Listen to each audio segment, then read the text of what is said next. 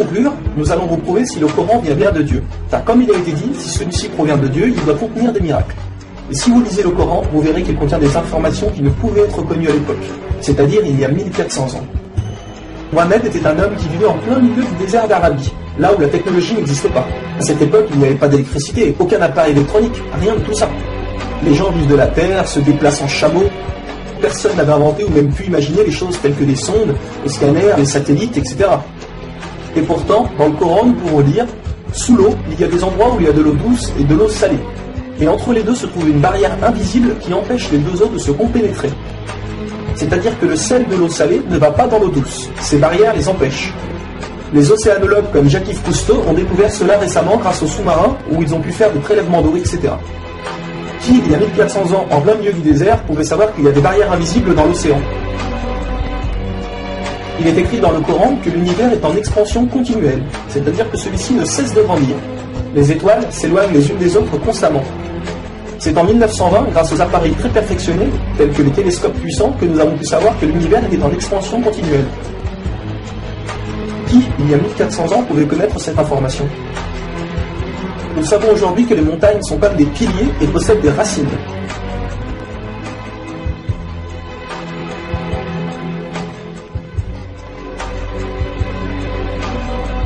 Sans les montagnes, il y aurait très fréquemment des tremblements de terre. Nous savons grâce aux récentes découvertes qu'elles servent à la stabilisation de l'écorce terrestre.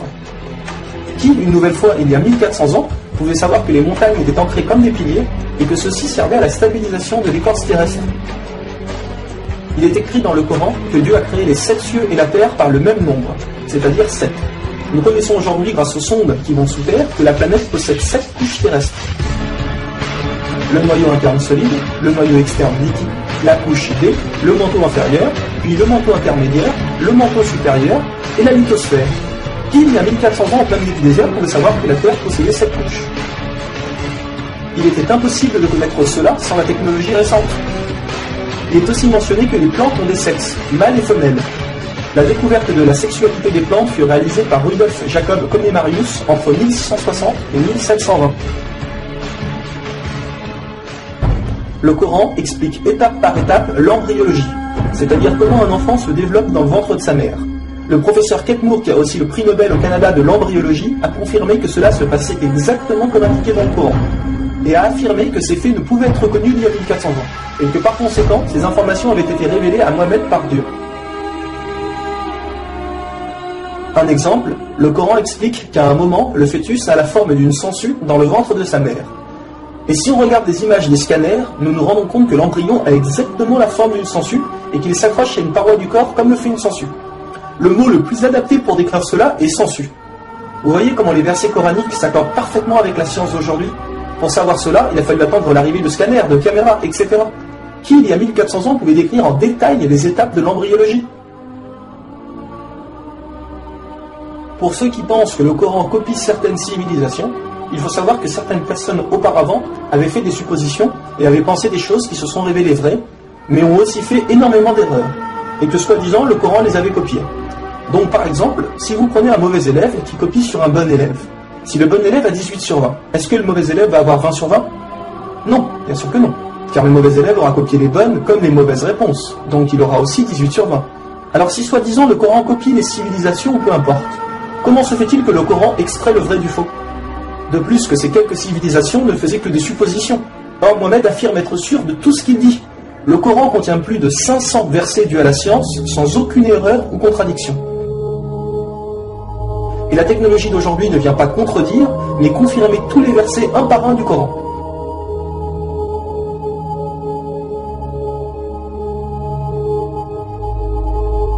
Il est écrit dans le Coran que les fourmis parlent. Nous l'avons confirmé en 2009 grâce aux appareils auditifs puissants. Un homme ne peut entendre ces bruits à l'oreille nue comme ça. Nous savons aujourd'hui que dans la plupart des pays, il est interdit d'avorter au bout de 3 à 4 mois. Car après 4 mois, la science explique que le bébé commence à vivre, et que cela donc est considéré comme un crime. En islam, il est dit que Dieu insuffle l'âme dans le corps du bébé au bout de 120 jours, donc 4 mois. Comme par hasard, au même moment que quand la science démontre que c'est à cette période que la vie du fœtus commence. Pour savoir que la vie du bébé commence à 4 mois, il a fallu attendre une nouvelle fois l'arrivée de scanners, IRM, caméras miniatures, etc. Qui, il y a 1400 ans, pouvait savoir que le bébé commençait à vivre au bout de 4 mois? Nous savons qu'au début du monde, il y avait seulement une nébuleuse primaire, compactée en une seule masse et qui a explosé, ce que nous appelons aujourd'hui le Big Bang. Le déroulement du Big Bang est pourtant écrit dans le Coran.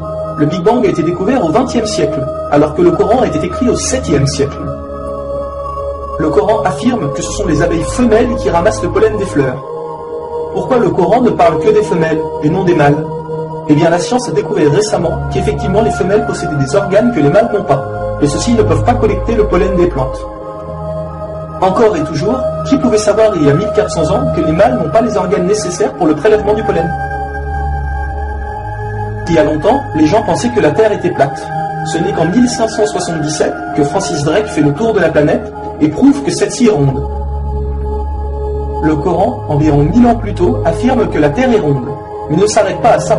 Pour donner un exemple, il est dit que la Terre ressemble à un œuf, mais pas n'importe quel œuf, celui d'une autruche. Et si vous regardez un œuf d'autruche, vous verrez qu'il n'est pas tout à fait rond, mais qu'il est aplati en haut et en bas. Celui-ci est de forme géosphérique.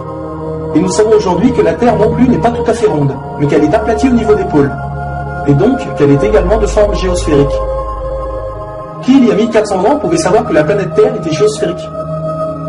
Il a fallu attendre les satellites pour sortir de la Terre pour se rendre compte de cela. Soyons honnêtes, qui, il y a plus d'un millénaire, pouvait faire toutes ces affirmations sans aucune technologie? Rendez-vous compte, à cette époque-là?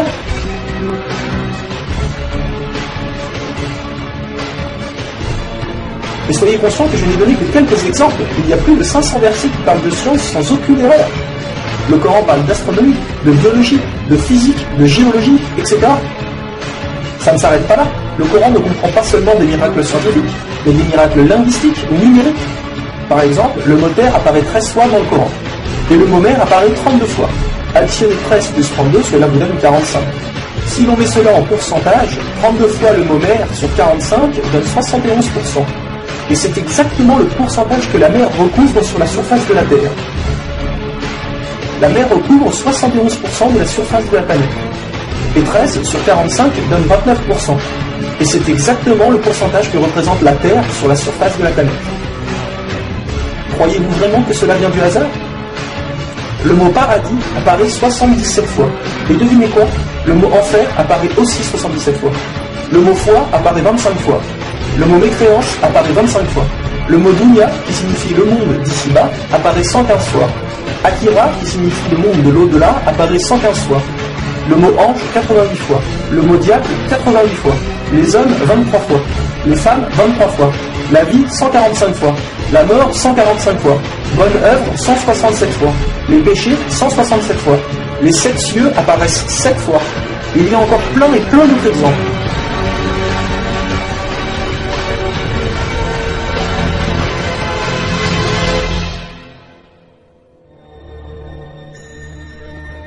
Le Coran est d'une beauté incomparable. Dans la langue originale, c'est-à-dire en arabe, environ la moitié du Coran rime. Le Coran contient des palindromes. Un palindrome est un mot qui veut dire la même chose si on le dit à l'envers. Par exemple, Bob, à l'envers, vous aurez toujours Bob. Ou kayak, à l'envers, vous aurez toujours kayak. Un mot comme ça peut se trouver, mais une phrase entière, cela est quasiment impossible. Ou alors votre phrase ne voudra rien dire. Mais non, le Coran possède des phrases entières en palindrome, et ces versets ont un sens très profond. Le Coran ne possède aucune contradiction ou erreur. Je vais donner un dernier exemple avant de conclure. Vous allez vous rendre compte de l'extraordinaire précision du choix des mots. Dans un verset, Dieu dit qu'il n'a pas doté l'homme de 2 cœurs. Pourtant, un peu plus loin, Dieu parle aussi des femmes. Alors pourquoi il ne dit pas « Je n'ai pas doté l'être humain de 2 cœurs » Pourquoi ne parle-t-il que des hommes, puisque les femmes sont mentionnées après? Quand nous lisons tout le passage, nous nous rendons compte que Dieu ne parle pas au sens littéral, mais au sens figuré. Il explique que l'homme ne peut pas être croyant ou non-croyant. C'est l'un ou l'autre. Les deux ne peuvent pas coexister. Ou on a la foi, ou on l'a pas. Mais si nous prenons ce verset au sens littéral, est-ce vrai? Oui, bien sûr, l'homme ne possède qu'un seul cœur. Mais pour les femmes, elles peuvent être enceintes, n'est-ce pas? Et quand elles sont enceintes, combien de cœurs possèdent-elles? Vous vous rendez compte de ça? Si Dieu avait mis l'être humain au lieu du mot homme, un petit malin aurait pu dire « Hé, il y a une contradiction. Si on prend cette phrase au sens littéral, la femme peut avoir 2 cœurs quand elle est enceinte. » Mais non, même au sens littéral, cette critique est impossible. Que ce soit au sens littéral ou figuré, le Coran est inattaquable. Rendez-vous compte de la précision des mots. Il y a encore plein d'autres choses, mais cela prendrait énormément de temps de tout mentionner. Si cela vous intéresse, il existe de nombreuses conférences réalisées par des savants qui ont été filmées et qu'on peut trouver sur Internet, telles que la parole divine de Nouman Ali Khan. Vous avez bien la preuve que le Coran ne peut que venir de Dieu et non d'un être humain. Comment se fait-il que la technologie d'aujourd'hui, la plus développée qui soit, ne puisse créer un seul animal ou plante? Ce que Dieu a créé, nous sommes incapables de le réaliser.